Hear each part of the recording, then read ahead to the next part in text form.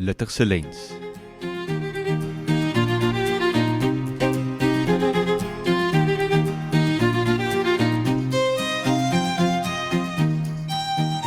Sielkunde, filosofie en kuns. Welkom by nog 'n episode van Luttigse Lens, 'n Afrikaanse potsending waar ons aktuele sake bespreek, saam reflekteer en probeer sin maak van die menslike toestand en ingesteldheid. My naam is Daniel Luttig en ek is 'n kliniese sielkundige in die noordelike voorstede van die Kaap. Elke episode gesels ek met 'n gas oor 'n kwessie wat vir my interessant is, wat alledaags in ons samelewing voorkom, maar wat ook daadwerklik 'n impak op mense se lewens kan maak. Saam bespreek ons die onderwerp en probeer maniere vind om ons gedagtes te ontwikkel en te navigeer. Net so vinnige vrywaring, hierdie potsending is slegs vir inligtingsdoeleindes. Dit is nie mediese advies nie en geen dokter-kliënt verhouding word gevorm nie. Die gebruik van die inligting is op eie risiko. My gas vandag is Fransjo Liebenberg, 'n kliniese sielkundige. Hy het aan die Noordwes Universiteit in Potchefstroom studeer en werk al die afgelope paar jaar in privaat praktyk met 'n meer spesifieke fokus op autisme en ADHD. Ons gesels vandag oor die idee van wat gebeur wanneer iemand jou sien. Ons vertrekpunt vir vandag se gesprek is gebaseer op die Franse filosoof Jean-Paul Sartre se konsep van die staar of the gaze, die idee dat ek bewus is van myself deur die oë van ander. Ons begin deur 'n kort filosofiese agtergrond te bied van hierdie konsep en probeer dan verder sin maak van dit deur dit te bespreek in terme van die impak wat dit het op ons siege. Verder vra ons ook wat die mag is van jou blik of staar op ander en sluit die episode af deur dit te antwoord of ons die staar ooit kan ontsnap. Geniet. Yes, Fransjo, welkom by die potsending. Vandag is lekker om hier so te hê. Nee, great, dankie Daniel. Ek waardeer dit. Ek sien uit om gesprek te hê vandag. Yes, Dankie om dit lekker om hier te wees. Dis 'n voorreg. Weet jy wat, vandag gaan ons 'n bietjie gesels oor die verskeie idees van bewussyn, selfbewustheid en die krag wat lê daarin in 'n persoon se blik of staar en wat dit op 'n ander persoon kan hê. So ons uitgangspunt vir vandag se gesprek is gegrond op die Franse filosoof Jean-Paul Sartre se konsep van die staar of in Engels the gaze, en dan gaan ons dit 'n bietjie verder ontwikkel. So breedweg is dit hierdie idee van ek is bewus van myself deur die oë van ander. En ek dink dis 'n redelike universele ervaring. Ek gee maar sommer so twee voorbeelde. Baie mense sal iets miskien ervaar waar hulle in die mall stap en hulle het 'n koffieetjie in die hand en dan struikel hulle en hulle mors miskien 'n bietjie en in daai oomblik is dit net skielik van almal hou my dop en almal kyk vir my en wat dink hulle van my? Jy weet of jy sal dalk ook kan, jy weet, relate as mens jonger is en jy stap in die TV-kamer in en skielik het jou ouers gaste oorgenooi en almal kyk op. Jy verstaar eintlik en vir 'n oomblik raak jy baie bewus van jouself. So dit is hierdie idee van om bewus te word van die self. So net so kort agtergrond filosofies gesproke, waar kom hierdie vandaan? So Sartre het in 1943 'n boek geskryf, Being and Nothingness, oor wat met jou bewussyn gebeur wanneer jy agterkom iemand kyk vir jou. So in daai oomblik verskuif jy dan van 'n subjek, die een wat sien, die een wat waarneem, na 'n objek, die een wat gesien word. En hier is van interessant, want nou verloor jy jou gevoel van vryheid en jy word skielik bewus van hoe jy voorkom of van die oordeel selfs van 'n ander persoon. So dis 'n baie ontnigterende, ontmagtigende oomblik. Jy weet amper soos hierdie tipe van 'n eksistensiële skok wat jy kry, want jy word vervreemd vir jouself deur die blik van die ander persoon. En so Sartre het baie dieselfde beginpunt as byvoorbeeld René Descartes gehad, wat gegaan het mos soos sy beroemde uitspraak is cogito ergo sum, wat beteken I think therefore I am, of ek dink daarom is ek. En jy weet, dit beklemtoon die individu se vermoë tot selfbewustheid en denke. Wat Sartre wel fokus op is op die individuele bestaan en die subjektiewe ervaring van die self, van die wese. Met hierdie idee wat hy ook oor praat, die van bestaan gaan essensie vooraf. Existence precedes essence. So hierdie fenomenologie of filosofiese raamwerk is juist aan die studie van bewussynstrukture en hoe dit vanuit die eerste persoon perspektief dan nou ervaar word. Nou, ons gaan nie vreeslik verder praat vandag, miskien oor die filosofie daarvan en spesifiek sy idee ontwikkel. En ons wil juist amper dit probeer skakel met hoe dit, ek dink, op 'n fundamentele menslike manier ervaar word en veral in sielkunde.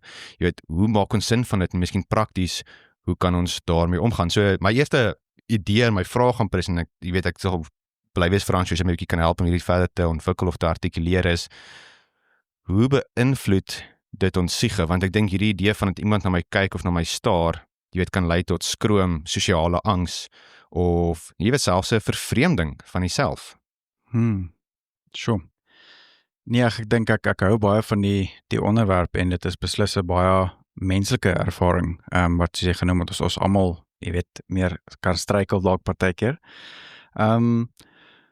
Ek dink as mens kyk na selfbewustheid en jy weet, teenoor selfbewussyn, jy weet, daai twee terme het nogal vir my baie uitgestaan en dit is amper asof ek wil sê, jy weet, om so selfbewus te wees van jou, jy weet, natuurlik van jouself en jou as jou persoonlikheid, jou voorkeure, jy weet, ja, ek dink as ons nou kyk na al hierdie tipe dinge, waarvan is jy bewus? Is dit, jy weet, my gewoontes, my manier van wees met ander mense, goed wat ek van hou, goed ek nie van hou nie, jy weet, ek dink, dit is maar een ding wat by my opkom is as ons bewus is van dit, jy weet, wat sal dit wees?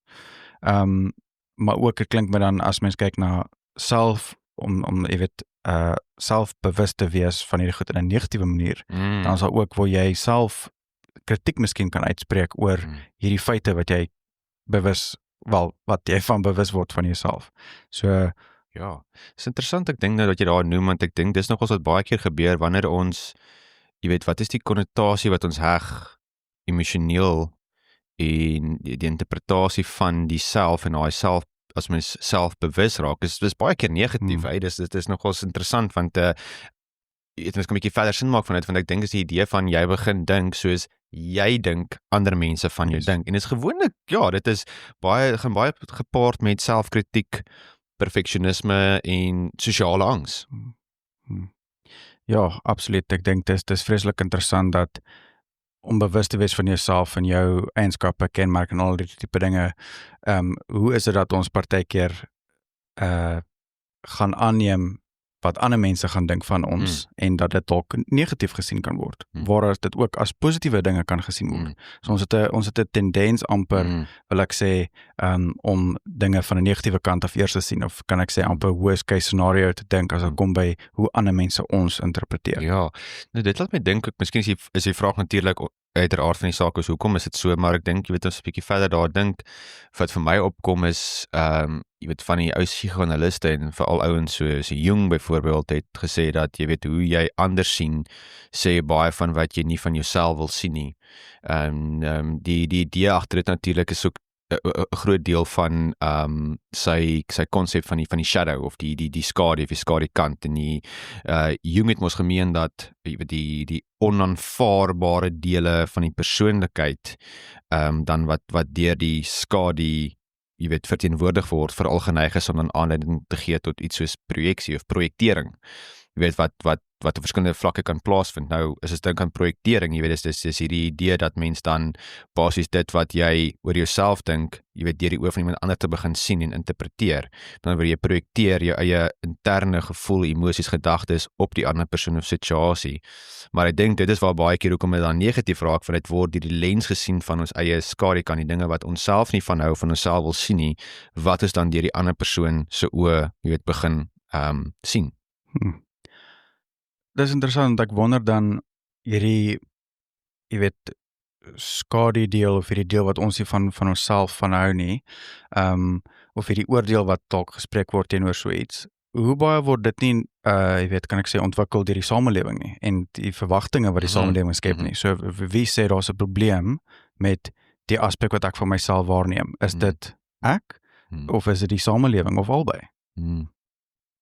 Ja, ek dink nou, weet, as ek nou gaan sommer nou, dink ek soos, okay, so kom ons praat miskien oor die sosiale ontwikkelingskant, miskien meer ook die hele ding van die nature-nurture, so meer miskien hier so die nurture kant ook, want wat vir my nou opgekom het, terwyl jy nou praat, is ook die hele idee van, wat sou ons dit noem, object relations, of objekverhoudinge, wat ons weet ook die ou psigoanaliste baie bekend voor was, ouens soos Donald Winnicott, en die idee daar was gewees, dat die ander persoon se blik of se staar, help vorm wie jy dink jy is. Maar as daar die staar of blik dan van die ander persoon oordelend of krities of afwesig is of was, dan vorm jy ook 'n vals self, want jy vorm dit gegrond op hoe hulle jou gesien en jy weet grootgemaak het, soos ons baie vat, weer eens, jy weet ouers wat kinders groot maak, jy weet daai ontwikkelingsstadium waar jy die kind, jy weet sy gedrag en emosies probeer mirror en vir hulle leer en model, het 'n groot impak, jy weet, dis kom die ontwikkelingsfase so 'n belangrike deel natuurlik is en hoekom dit in baie keer in terapie uitkom ook. Jy weet, daar's hierdie briljante eksperiment gewees en ek sal luisteraars aanmoedig om bietjie dit op YouTube ook te gaan na kyk van 'n sielkundige met die naam van Ed Tronick. En hy het hierdie still face eksperiment gehad wat want hy het baie gewerk met die navorsing oor kinders en veral jy weet baie jong babas ook. En die hele konsep van die studie het so gewerk dat hulle het 'n kleuter dan nou laat sit in 'n stoeltjie en dan hulle mamma wat dan nou in die kamer saam met hulle is. En in die begin met die ma net met die kind amper net deur middel van gesigsuitdrukkings net alles naaap en namaak. So die hele idee van mirroring. En jy weet, so dit ander woorde, dit is positiewe emosies, dit is handgebare, is baie interaktief en dis baie dieselfde. So die kind doen wat die ma doen en vice versa. Maar dan na tyd dan moes jy maar ophou en sy moet basies haar gesig wegdraai van die kind af en dan weer terugkyk na die kind toe met 'n heeltemal 'n tipe van 'n blank slate stil gesig. En in die begin kan jy sien die kind probeer nou weer, jy weet, interaktief wees en probeer dit naap en modelleer, maar dan die iewers na 'n tydjie maak dit vir die kind nie sin nie, want daar's geen terugvoer nie. En miskien daar's geen positiewe terugvoer nie. En wat dan gebeur is na so 'n paar minute is dat die kind raak heeltemal beserk. Dit is, jy weet, intern is dit chaoties vir hom of vir haar en hulle begin hysteries gil en skree omdat daar nie daai modeling plaasvind nie of mirroring plaasvind nie. En wat dan nou baie interessant is van die studie is, jy weet, dit gebeur in 'n kwessie van 'n paar minute en na 'n tydjie dan sal die ma nou weer half net haar gewone natuurlike mamma aard inneem en met die kind weer interak soos gewoonlik, maar die idee van daai studie was dat dit vat 'n rukkie vir daai kind om weer emosioneel hom of haarself te kan reguleer. So net om terug te kom na jou vraag, ek het nou hierso op 'n tangent gegaan, maar die idee is dat ons het gepraat oor wat het die impak van die samelewing, die verwagtinge van samelewing ook. En ek dink daai verwagtinge op 'n manier word op 'n klein skaal in 'n mikrokosm, jy weet, tipe van geïnskapuleer waar dit kom by ons ouerhuis en ons ma en pa en hoe ons grootgemaak word en hoe daai byvoorbeeld emosies en die manier hoe ons onsself sien, jy weet, vir ons gemirror word al dan nie. So terug te kom, as dit afwesig is of oordelend is of selfkrities is, kan dit natuurlik 'n effek hê op hoe ons onsself sien en dit is dalk onder andere hoe iets soos 'n valse self dan kan ontstaan wat jy weet wat baie aandag en sorg nodig sal hê eendag in terapie. Ja, ek luister net maar so, baie interessant wat jy sê. Ek probeer dit maar dit amper, jy weet, in kontekste moet imagine van as mense bewus raak van iets, jy weet, eienskappe van jouself, lig dit nie dan, jy weet, want ek dink as daar jy het gepraat van dit is 'n tipe van 'n skok amper, as jy bewus is dat iemand jou waarneem. Ja. So ek wonder dalk, jy weet, wat is dit wat bydra tot dit?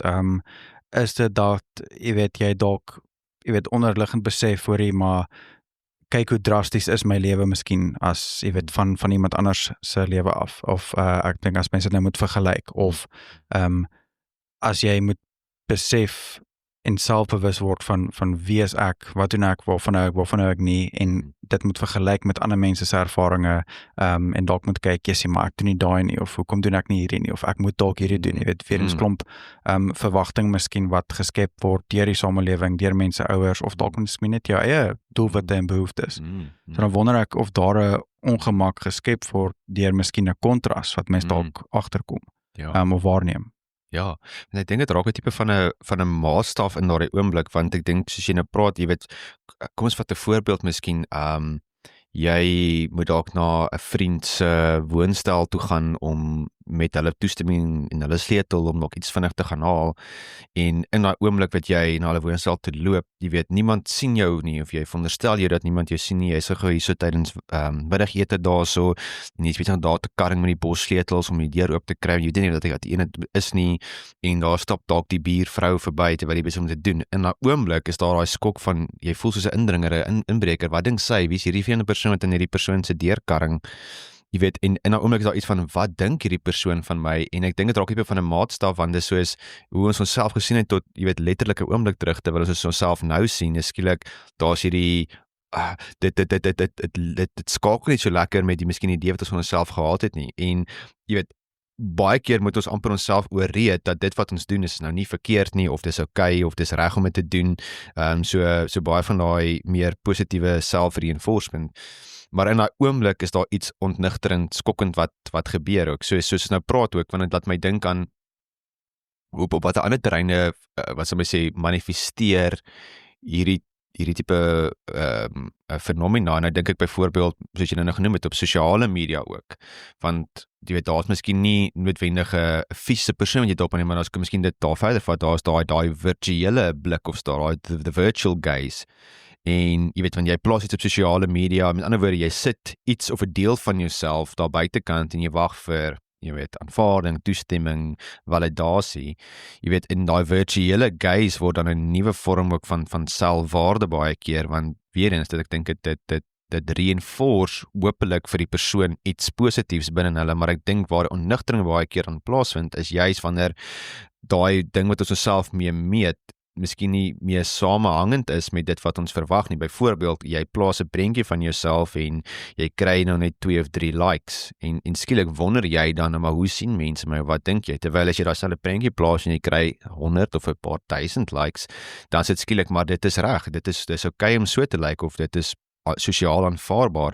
En ek dink daai tipe van positiewe reinforcement is ek dink in daai oomblik, jy weet, as dit aanwesig is, dan is dit vir die persoon minder van 'n skok en is meer miskien 'n tipe van 'n validasie van wie hulle is. Terwyl wanneer dit afwesig is of negatief is, dan is dit meer van 'n skok en dan is daar meer van daai ontnigtering en daai ek dink in baie interne gefokusde distress wat plaasvind.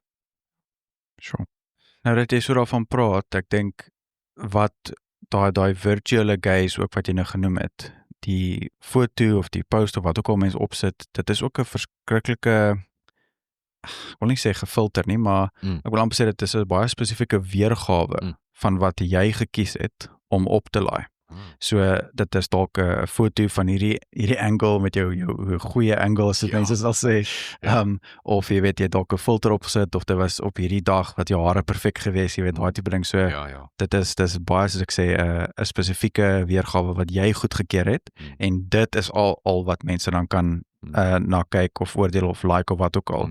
En jy weet even dit kan dalk partykeer nie noodwendig baie in lyn wees met realiteit nie, of dit kan dalk, soos ek sê, dit is jou beste weergawe, jou beste kant, so, dit is nie asof jy ook hier regtig waar jouself daar buite sit vir daai oordeel of moontlike verwerping nie. Ja, so ek dink wat jy daar kan raak is, en dit link ek dink vir my baie mooi met die idee van egtheid of autentiekheid of ware self, valse self, wat is ook dalk nou 'n bietjie meer aan raak ook, want ek dink wat dis baie keer doen is ons sit 'n, wat noem is dit maar in mooi Afrikaans, 'n managed perception van onsself daar buitekant. En ons, soos jy sê, ons kies 'n deel van onsself wat ons buitekant wil sit. En is gewoonlik ook, nou dis praat oor positief en negatief, is gewoonlik ook die positiewe kant, die meer wat ons dink die aanvaarbare kant is, of die meer estetiese kant. En dit is waar, want dit nou laat dit my dink, want dit is tog wat gebeur, is nie noodwendig altyd, en ek dink wat baie mense, ek dink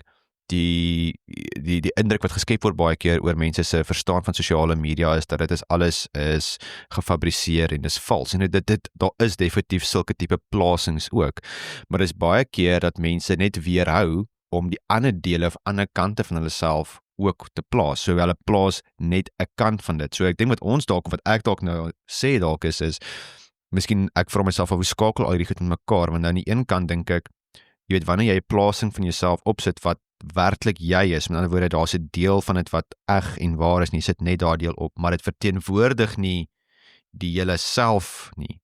Is dit outomaties vals of bly dit net soos 'n tipe van 'n managed perception wat jy opsit, maar dis definitief nie heeltemal jy nie. So miskien is daar 'n deel van daai autentiekheid wat verval, of die vervalling van die autentiekheid is juis omdat jy 'n sekere deel kies om nie te deel met die wêreld nie. So met ander woorde, jy's ook nie heeltemal oop soos wat jy kan wees, miskien rondom vriende byvoorbeeld nie.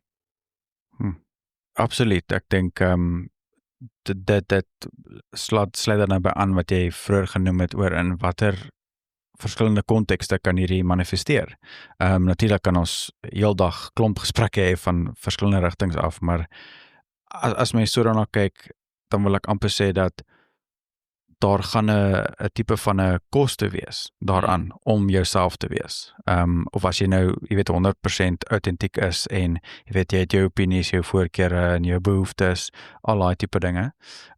Daar gaan dit gaan teen 'n koste kom, want ek dink natuurlik ons as mense, ons wil inpas, ons wil aanvaarding hê, en ons moet dalk partykeer, jy weet, baie slim wees en strategies wees oor wat ons van onsself blootstel en wat nie.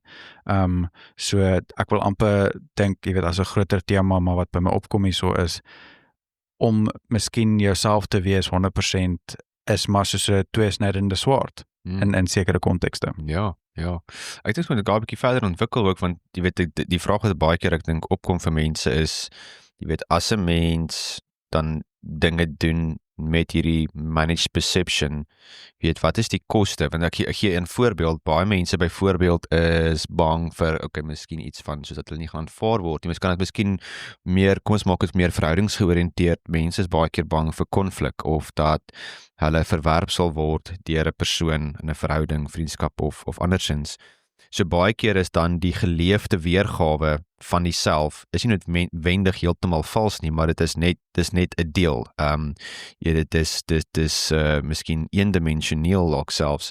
En dan wat baie keer gebeur is die koste is dan in terme van die verhouding self, want jy het dalk nie daai diep verhouding met die persoon nie, maar die koste is baie keer ook net, dit is meer wat sal ons dit noem, intrapersoonlik, want baie keer sal mens dan nie, jy weet, in konflik of in 'n argument of in gesonde, jy weet, debatvoering betrokke raak nie, want mens wil nie daai ander deel of daai ander kant van 'n mens, jy weet, laat voorskyn kom jy omdat mens dit nou begin assosieer het met 'n negatief of 'n sleg. En dan baie keer die koste is dan, jy weet, is dan teenoor jouself, want dan sit jy dalk na die tyd met opgehoopte gevoelens van verwyte of spyt of woede of frustrasie wat jy nooit uitgedruk het in daardie verhouding of in daardie gesprek nie. En dit natuurlik kan ook opborrel en oorkook later op ander maniere. So ek dink wat ek net daar so sê, ek dink die koste daarvan is kan in die verhouding self wees. Jy weet dat dit nie so 'n diep verhouding met die persoon is nie, maar die koste is ook baie keer teenoor onsself, omdat ons dan sekere goeders weet laat gaan, wat miskien nie, en dit is deel van die hele potsending, jy weet, ek voorheen nog gepraat het oor die idee van, hoekom moet ek iets sê, wat is die rede daarvoor, en ek dink die rede baie keer vir dit is self, dat dit wat ons nie verwoord nie, bly onder druk, en ons weet, jy weet, sielkundig, jy weet, wat se ramifikasies dit kan hê, wat gewoonlik nie baie positief of gesond is nie. So daar is 'n verantwoordelikheid wat ons het teenoor onsself om onsself uit te druk, maar jy het nou ook geraak, daar's 'n ander koste weer om dit wel te doen, want natuurlik die ander kant is daar's 'n koste ook om autentiek en eg te lewe, want die koste daarvan baie keer is in die oomblik kan dit, jy weet, die terugvoer wat mens kry is dalk nie baie positief nie, of 'n mens kry dalk weerstand van sekere partye af, of dit aanlyn of in mense vriendekring of familie moet wees. En dit is baie keer wat ek dink mense teen verdedig, want om jouself kwesbaar te stel is baie moeilik. Dit is 'n baie moeilike stryd, dink ek, wat ons almal intern het, en ek dink dis 'n belangrike ding wat ons moet balanseer, en ek dink so wat ons groei en leer in ons beroep en ons verhoudinge, mens leer maar strategieë om daai, jy weet, stryd tussen, gaan ek nou dalk vir my behoeftes opstaan, of my jy weet, voorkeure kommunikeer, of gaan ek nou nie, gaan ek dalk eerder stil bly. Daai is maar wat ons almal moet leer om te navigate, sal ek sê. Ja. Dit is baie moeilik. Ja, en ek dink soos wat ons dalk ook hier so sê, soos as ek dit is gecompliseerd en dit kan partykeer regtig uitdagend wees en twee ek dink nie daar's altyd klinkklare antwoorde vir hoe mense dit moet soos jy noem navigeer nie. Ek dink dit kom terug na die hele idee van as mense dalk wil skakel met hoe is mense in die eerste plek bewus van hierdie kostes of dat jy dalk miskien 'n lewe wat nie so erg of autentiek is nie. Ek dink dit begin baie keer met die hele idee van selfintrospeksie en selfrefleksie. Maar ek dink wat ons onder andere raak om miskien dit met so 'n ander draai weer by te bring is dis juist baie keer wanneer ons dinge begin ook oordink en ooranaliseer wat dit lei na hierdie oorsensitiewe, selfkritiserende selfbewustheid wat ons het. En dit kom weer terug na die idee van wanneer iemand my dan sien of waarneem en ek is bewus van dit, dat daardie blik of daardie staar indiseer dan 'n ongemaklike, 'n negatiewe gevoel binne in my.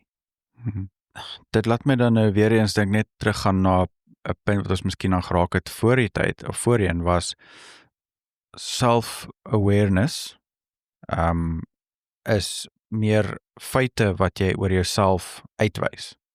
Van wie jy is as persoon, wat jy nie van nou nie soos wat ek voorheen genoem het. En die self-consciousness deel is dan nou meer waar jy negatiewe interpretasie toeken aan daai aspekte van jouself. En dan nou om dit uit te lig en te fokus op dit, en dit is dan nou wat mense ongemaklik laat voel. En dan voel jy, kan ek maar sê, baie vulnerable, baie exposed. Ja, reg.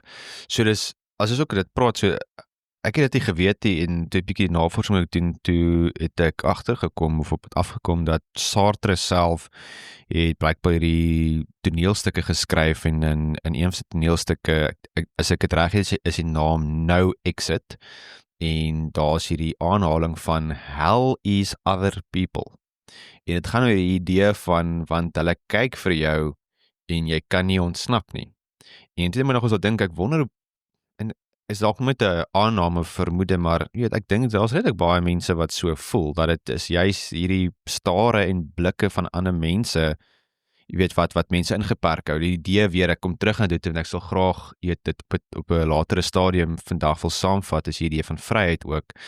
Maar ek dink dit is wat vir mense weer gebonde of ingeperk laat voel, dat hulle het nie daai vryheid nie, want hulle word basies teruggehou deur ander mense, maar is wie se hulle eie, dink ek, interpretasies van ander mense. So ons sê nie dis direk ander mense nie, maar dis hulle eie interpretasie van hoe hulle dink ander mense, hulle sien, waarneem, oordeel, kritiseer, wat dan 'n effek het op hoe hulle daardie self van hulle in die openbaar laat manifesteer of al dan nie.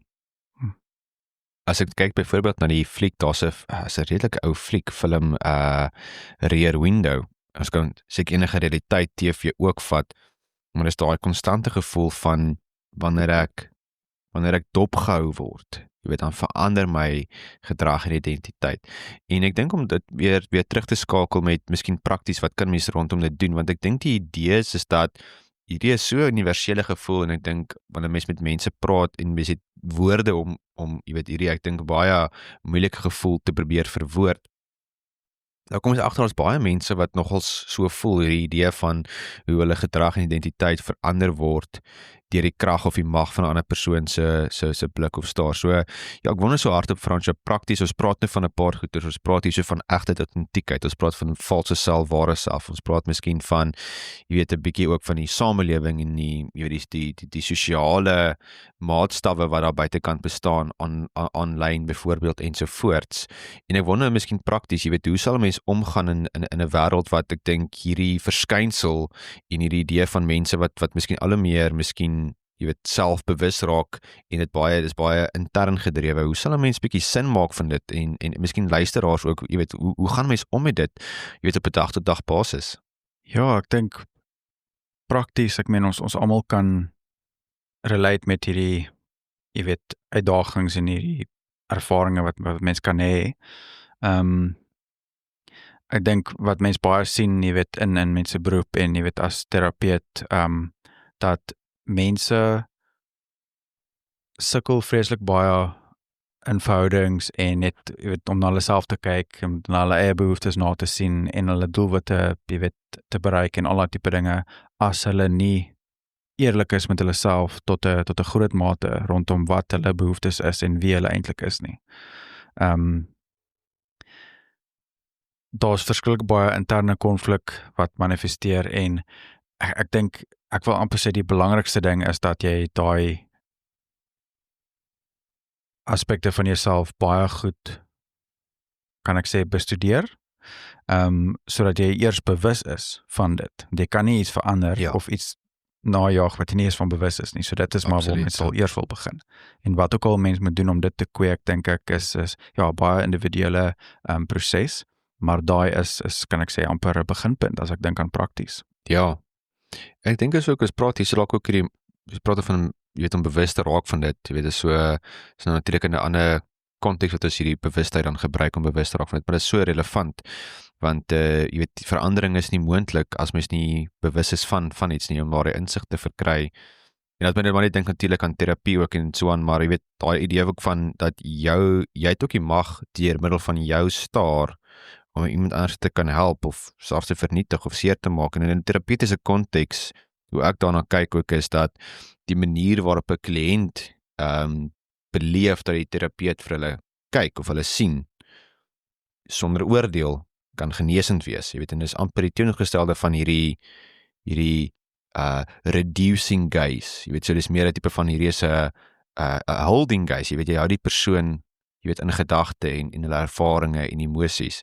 En dis baie keer, jy weet, wat terapeuties tot voordeel is van 'n kliënt. So dit nou weer vat en ek link dit dan weer met die objekverhouding teorieë is juist daardie baie keer mense wat as jong kind nie daardie ervaring gehad het van 'n omgewing waar hulle emosies, gesigsuitdrukkingservarings gevalideer of genormaliseer of gemirror was nie.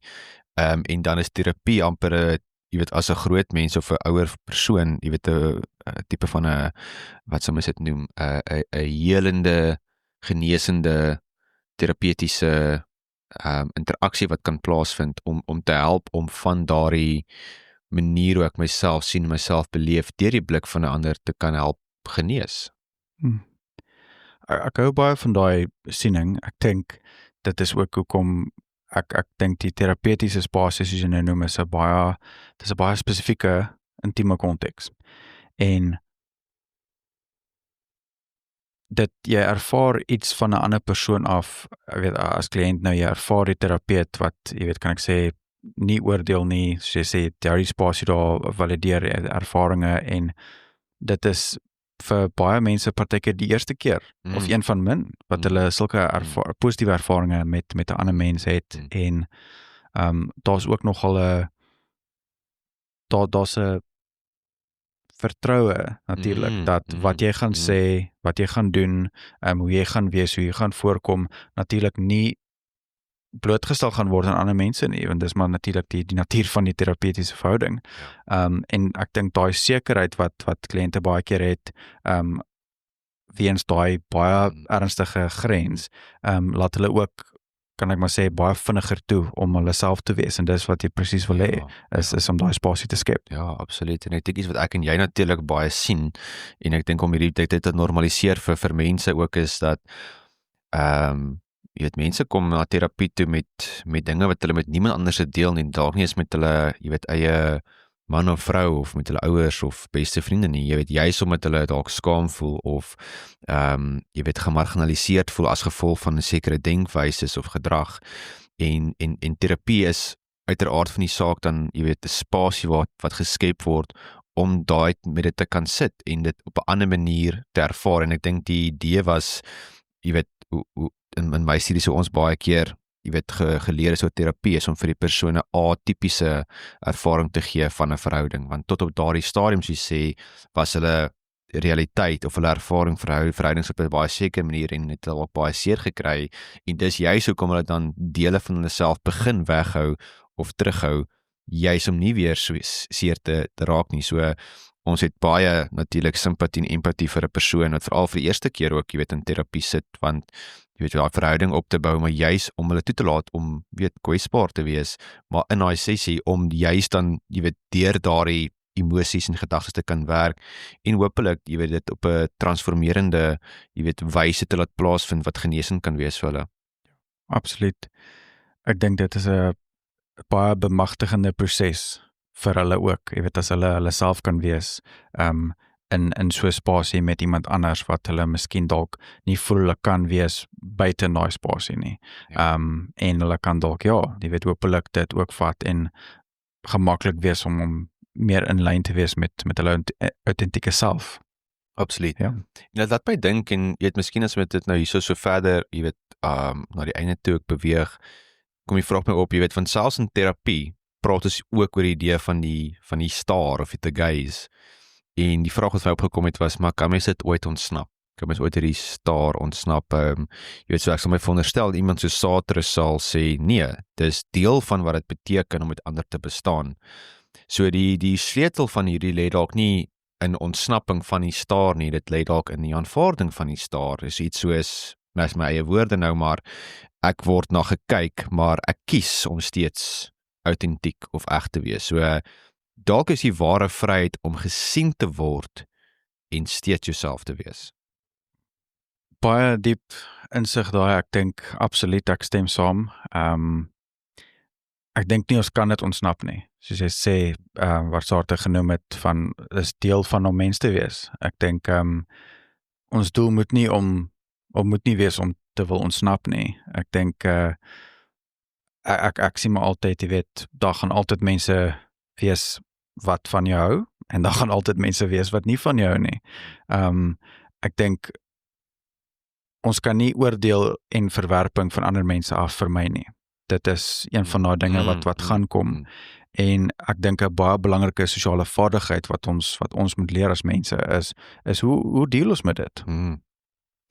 Daar is ek dink redelik, daar's redelik, jy weet, kragtig gestel ook, Fransjo, want dit laat my nou weer dink aan hoe die ander kant van ons samelewing. Ons praat nou hierso van mense wat selfbewus is en miskien, jy weet, oorsensitief kan wees selfs met daardie dele van hulle self begin wegsteek en sodoende miskien 'n minderwaarde self begin kweek, maar aan die ander kant sien ons weer 'n geweldige sterk egosentriese tendens in ons samelewing wat mense dink, jy weet, die hele spil van die wêreld draai om hulle, en met dit gepaard gaan is dan die idee dat mense wat nie dit kan verdra of met dit sit as iemand anderste se blik of oordeel negatief vel op hulle nie. Nou jy praat daai idee van, en ek dink dit is so waar, daar gaan mense buitekant wees wat na jou negatief gaan kyk of gaan oordeel ten spyte van die beste voetjie wat jy voorsit. En jy weet, ons kan nie elke persoon wat dit doen, jy weet, vinger na hulle wil wys en jy weet, ek wil amper sê oormatigende sin vir regverdigheid probeer bewerkstellig deur hulle aan te vat of dit reg te maak nie. Partykeer is dit net om te aanvaar dat dit is net hoe die lewe is. Dit is net hoe mense is, en die ware vryheid lê dan juist daarin, nie om iets daarom altyd omtrent te doen in terme van het eksternaliseer, maar meer op 'n interne manier net met om te gaan en net gemak te wees met dit en dit te aanvaar dat dit is hoe dit is, en jy weet, ander maniere te vind om verby dit te kan beweeg. Maar ja, soos ek noem, ek dink daar's 'n tendens in ons samelewing dat elke persoon wat nie met ons saamstem nie of wat kritiek lewer teen ons, moet aangevat word. Of die ander kant van dit is dat ek gee glad nie om wat ander mense van my dink nie, en hulle moet maar net deel met dit, wat ek ook dink, jy weet, absurd is.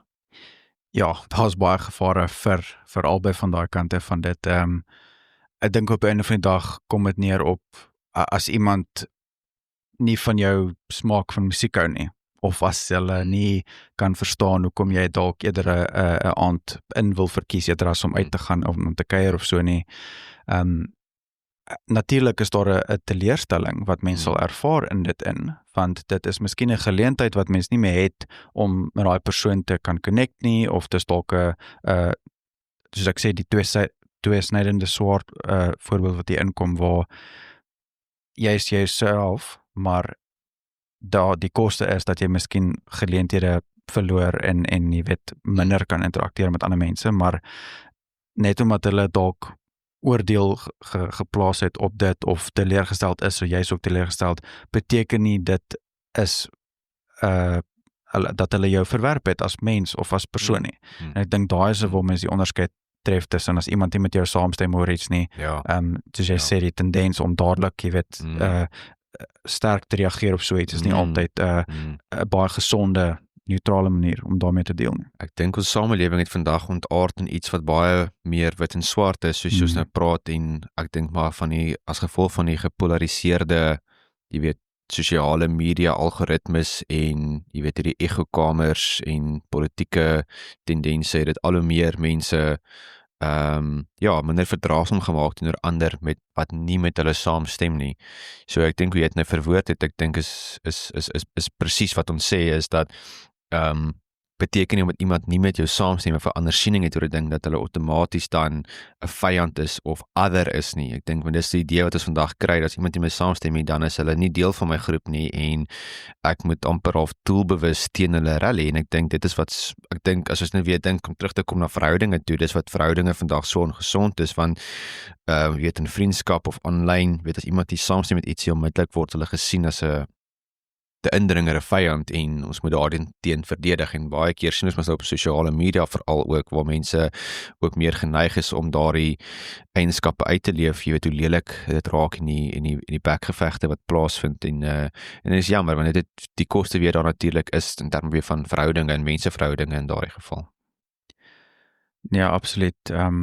Dit dan ook, wil dit beteken, om dit terug te bring na, kan ek sê, die groter onderwerp hier so, is dat as dit die geval is, ongelukkig partykeer in die samelewing, dan wat se incentive het mense dan om meer authentic te wees? Dit lyk my dan, kan mense dit weer terugtrek, en okay, wel, hierdie is dan dalk hoekom mense so ongemaklik voel, partykeer, om hulle self te wees, om hulle behoeftes uit te druk. Natuurlik die manier hoe mense doen is vreeslik belangrik, maar ja, as daar dalk partykeer, jy weet, direkte lelike verwerping is of so, natuurlik het kan baie lelik raak, so ja, dan is mens maar definitief versigtig, voordat jy weet, mense genoeg kan vertrou om jouself te wees en jou behoeftes uit te druk. Ja. Ek dink so met so net te strik om hierdie te plaas ook, ek dink soos ons nou praat ook, en ek hoop dit kom ook so vir luisteraars ook, jy weet, alhoewel ons jy weet, onderwerp kies en probeer sin maak van dit, dis baie keer moeilik om jy weet, direkte antwoorde te gee. Ek dink die mens en die menswese en die siege is geweldig kompleks, en jy het ons probeer dit tog elke dag beter verstaan en uitfigure. Maar ek dink, ek hoop met hierdie gesprek dat luisteraars ook bietjie, weet, kan selfrefleksie toepas, en jy weet, ek dink op die einde van die dag wat ons ook, jy weet, ek dink baie na toe strewe ook is om meer, ek dink, met onsself en met ander meer vergewensgesind te wees, weet, vir alles mense op hierdie reis is miskien van selfrefleksie en introspeksie, weet, baie keer kom ons tot insigte of beseffinge, en ek dink, mens moet ook, jy weet, ek dink verdraagsaam wees met ander mense, en deernis hê met dat hulle ook deur hulle eie prosesse werk ook, en dis juist wat ons hier so probeer sê, is dit is, jy weet, dit is hopelik dan, jy weet, as mens dink aan, soos jy nou gesê het, wat is die hopelik een van die prugte wat mens kan pluk van dit is 'n meer gesonde verhouding in ons samelewings, want ek dink dis onder andere, jy weet, die aanklag teen die verval van die westerse kultuur is dat ons verhouding het net heeltemal begin verbrokkel, en dit lyk nie of dit enigstens gou gaan stop het, tensy ons hierdie tipe vrae meer begin vra en 'n diskurs begin voer met mekaar oor dit. Maar ja, Fransjo, baie dankie vir jou tyd vandag, is lekker met jou te gesels, en as die Here wil is, soos die se wil is, dan maak ons weer so. Ja, baie dankie Daniel, ek waardeer die geleentheid.